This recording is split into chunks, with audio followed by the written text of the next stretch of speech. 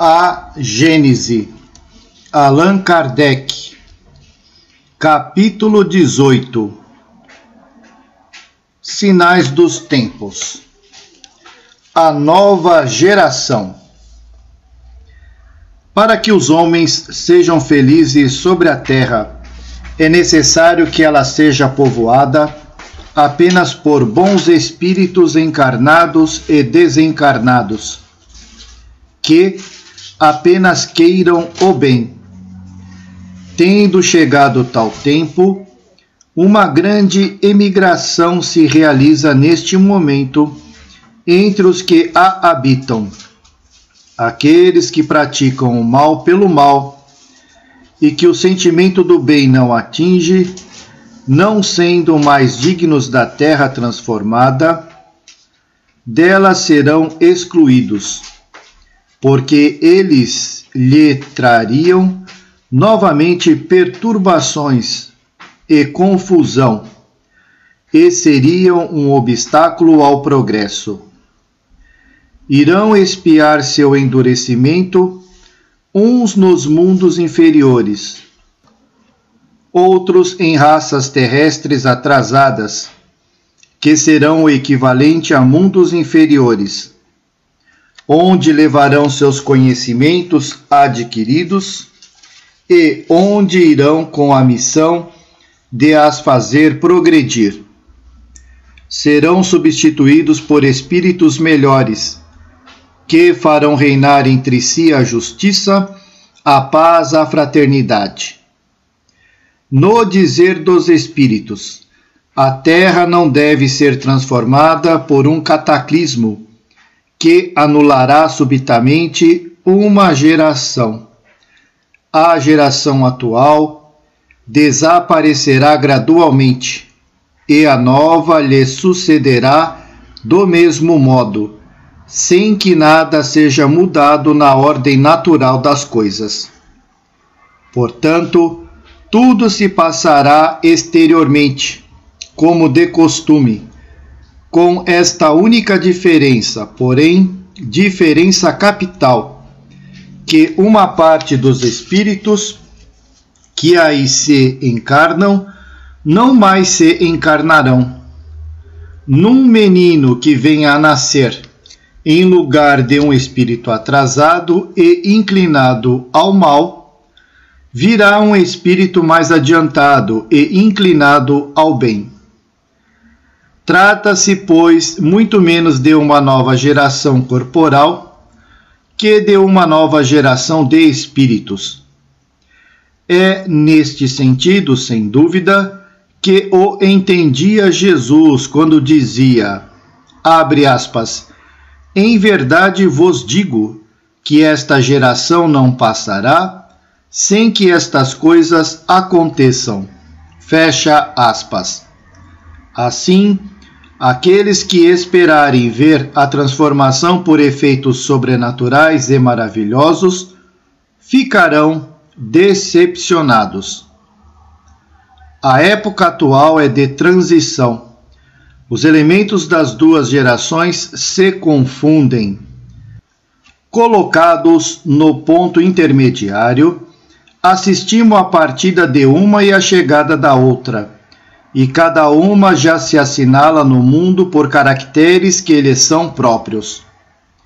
As duas gerações que se sucedem têm ideias e pontos de vista inteiramente opostos, pela natureza das disposições morais, mas, sobretudo, das disposições intuitivas e inatas.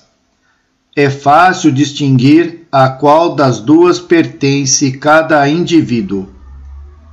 A nova geração, devendo fundar a era do progresso moral, distingue-se por uma inteligência e uma razão geralmente precoces, unidas ao sentimento inato do bem e das crenças espiritualistas, o que é sinal indubitável de um certo grau de adiantamento anterior.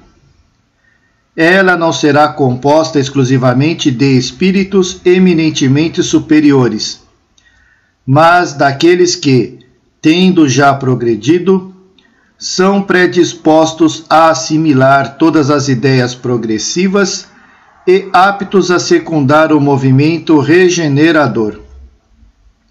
O que distingue, ao contrário, os espíritos atrasados é de início a revolta contra Deus pela recusa em reconhecer qualquer poder superior à humanidade, a propensão instintiva às paixões degradantes, aos sentimentos antifraternos do egoísmo, do orgulho, da inveja, do ciúme.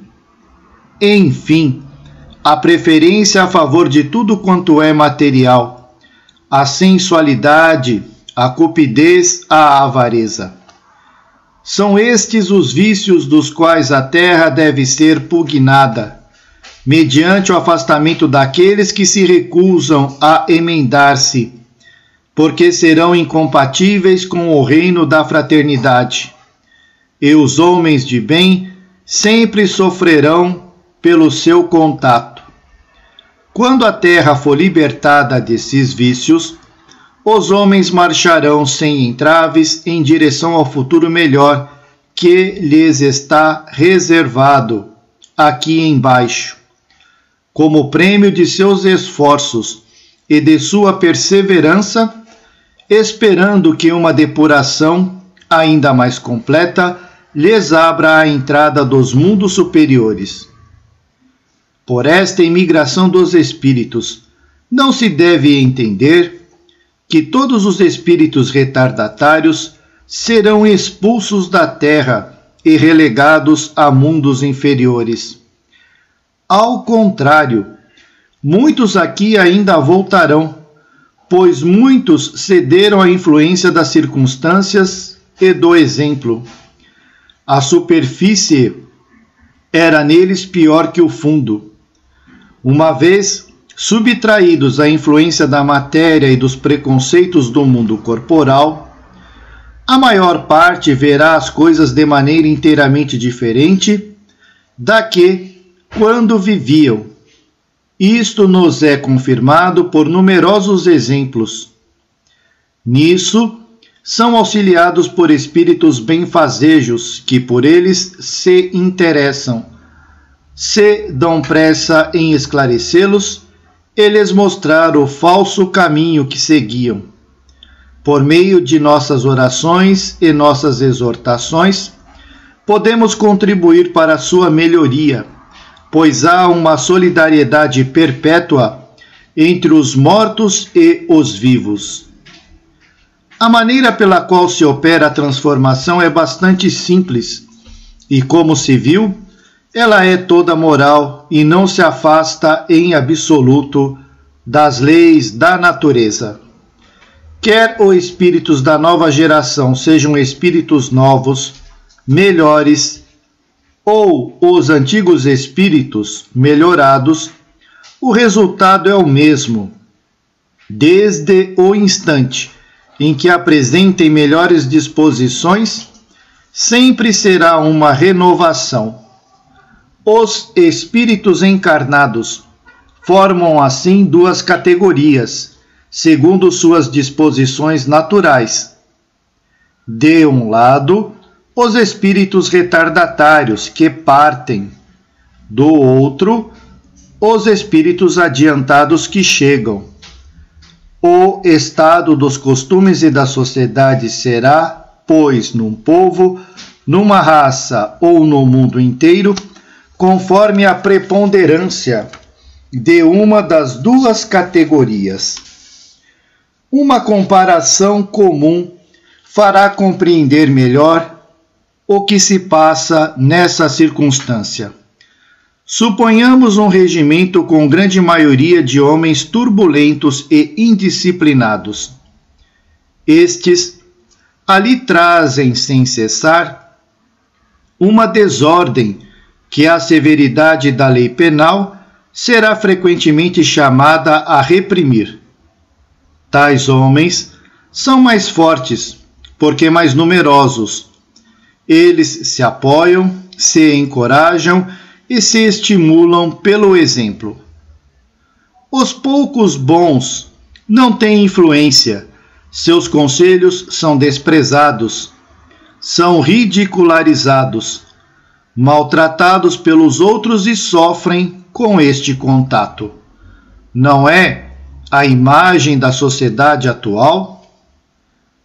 Suponhamos que tais homens são retirados do regimento, 1 por 1, 10 a 10, 100 a 100, e que sejam substituídos na mesma medida por uma quantidade igual de bons soldados, mesmo por alguns que tenham sido expulsos, mas que se hajam corrigido seriamente. No fim de algum tempo, teremos sempre o mesmo regimento, porém transformado. A boa ordem terá sucedido à desordem. Assim será com a humanidade regenerada. As grandes partidas coletivas não só têm como finalidade ativar as saídas, mas transformar mais rapidamente o espírito da massa, desembaraçando-a das más influências e dar maior ascendência às ideias novas. É por isso que muitos, apesar de suas imperfeições, estão maduros para tal transformação, que muitos partem para se retemperar numa fonte mais pura. Enquanto permanecessem no mesmo meio e sob as mesmas influências, teriam persistido em suas opiniões e em sua maneira de ver as coisas. Uma permanência no mundo dos espíritos basta para lhes descerrar os olhos, porque ali veem o que não podiam ver sobre a terra. O incrédulo, o fanático, o absolutista poderão, pois, voltar com ideias inatas de fé, de tolerância e de liberdade. Em sua volta, encontrarão as coisas mundanas e receberão o ascendente do novo meio, no qual serão nascidos.